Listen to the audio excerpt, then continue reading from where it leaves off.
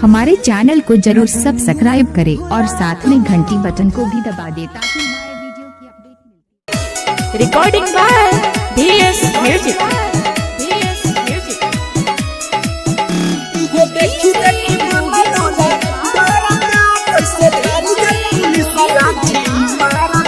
चल ढारे खाती लागल बाटे लाइन रे इ त मारता वे सब का फाइन रे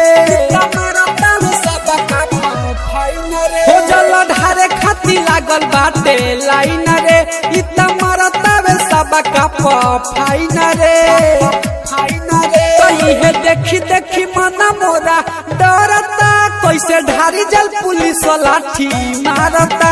ये देखी देखी मना मोरा डरता कैसे ढारी जल पुलिस लाठी मारता।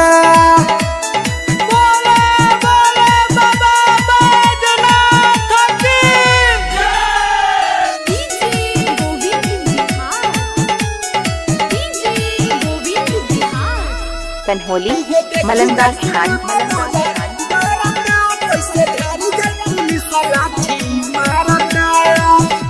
दिलवा में रहे हमारा ललसाया पार हो ढारे खाती जलवा रोइनी बाबा दरबार हो बाबा दरबार हो।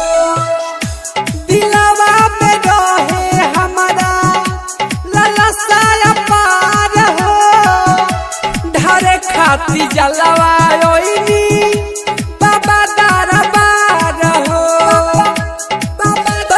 पूरी नहीं मनवा के लालसा दुनू हाथ धैले बानी हम कालसा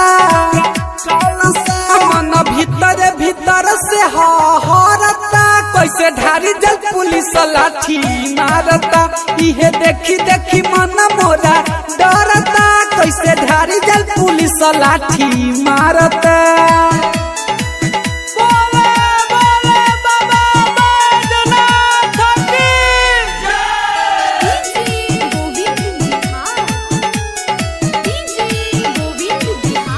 मुजफ्फरपुर BMP 6।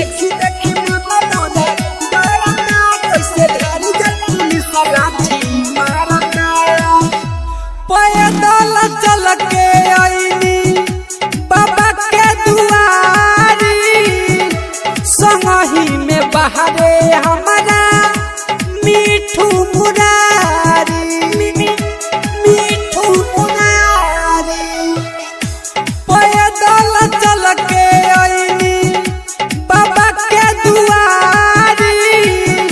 संगही में बहारे हमारा मीठू मुरारी रविरंजन जी बड़े परेशान हो केहू देत नइखे हमनी पर ध्यान हो। विवेक विक्रम आपस में लड़ता कैसे ढारी जल पुलिस लाठी मारता। इहे देखी देखी मन मोरा डरता। DJ Govind Bihar mobile number 6299208390।